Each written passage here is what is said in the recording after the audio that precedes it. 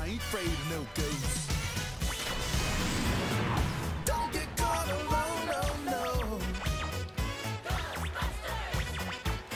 When it comes through your door, unless you just want some more, I think you better call. Okay, now the story of Ghostbusters Sanctum of Slime is the obvious Ghostbusters story. You have 4 Ghostbusters go in and try to defeat someone that's trying to take over the city and take over the world. You know, it's obviously a ghost that comes and says, you know what, I'm badass, I'm going to take over the world. But this time you actually play 4 rookies. Unlike the original 4, Ray, Peter, Winston, and Egon, you play these 4 douchebag characters that aren't funny and just are not likable at all. You play pretty much the black smart guy, the redneck white guy, of course, you know, not redneck black guy. That'd be weird. You got the girl that thinks she's funny, but she's really not, and the weird kid that gets scared at everything. There you go. Perfect guy to get for freaking ghost busting, right? Anyway, that's really the story. Really, that's really it. I mean, you meet other characters along the way that mean nothing. You never see them again, and sometimes you get to ride on an Ecto 4WD, or I don't know. That's what it's called, really. They took the Ecto 1 out and made it a freaking a 4-wheeler. I mean, a fucking truck. Stupid, I know. Anyway, the story is disappointing. I was expecting much more for Ghostbusters, but hell, I mean, there's no voice acting at all, so what was I really expecting? I should have expected so much. Anyway, let's go on to the sound. Okay, now the sound in the game, I'm not going to talk about the sound all that much because obviously the developers didn't want to put much sound in the game, so I'm just going to say it right off the bat. There's no voice acting, there's repetitive sound effects, really bad music besides the Ghostbusters theme song, and that's about it, really. That's all the sound you get. Repetitive music, repetitive sound effects, and a pretty good theme song that's been around for years. So, there you go. Sound is not very good. Yeah, that's all I can really say. Let's go on to the graphics.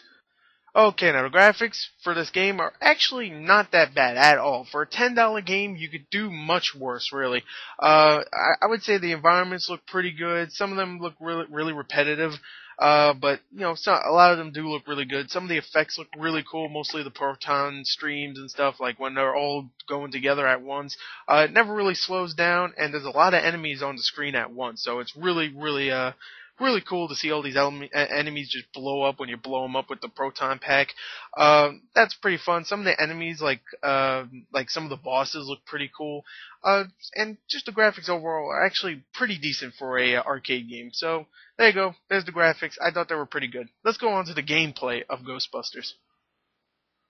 Okay, now the gameplay for Ghostbusters Sanctum of Slime, I'm going to say it straight off the bat. I hate this fucking game. You know why I hate this game? Because it's a shitty Ghostbusters game. If this didn't have the Ghostbusters license on it, then I would say, you know what, it's fine. But because the humor's bad, the story's just obvious Ghostbusters stuff without the likable characters or the humor, the sound is almost non-existent, and the controls aren't that great. I didn't even talk about that. I'll talk about that in a second.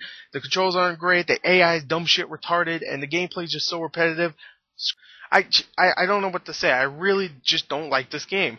Maybe I should explain the gameplay itself, though, before I just end this review. The gameplay is simple, twin-stick shooter, pretty much like Smash TV, where you go around the level, you move with the left, and you shoot with the right, pretty much. And, of course, you got 3 different guns in this. You got the proton pack, which is red. You got this blue ball thing, which is blue, and it hurts people, and a yellow one which treats it like kind of like a shotgun kind of thing, and you can only kill enemies that are, if an enemy's like yellow, you can only kill them with the yellow gun. If it's red, then you can only kill them with the red gun.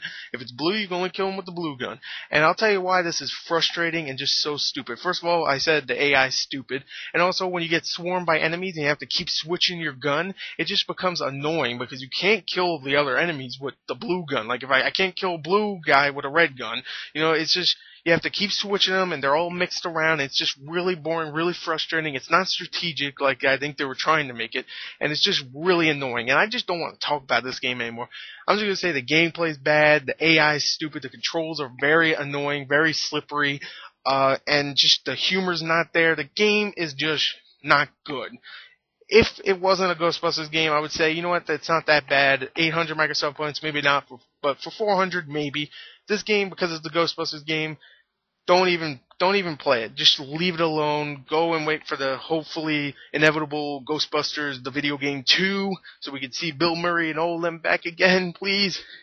Fuck this game. Don't get it. Thank you, that's my review. Yeah, that's my review. Great. Fuck it, don't get it.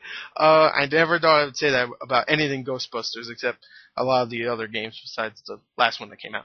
Anyway, check the description for the score. That's my review. Thank you and goodbye.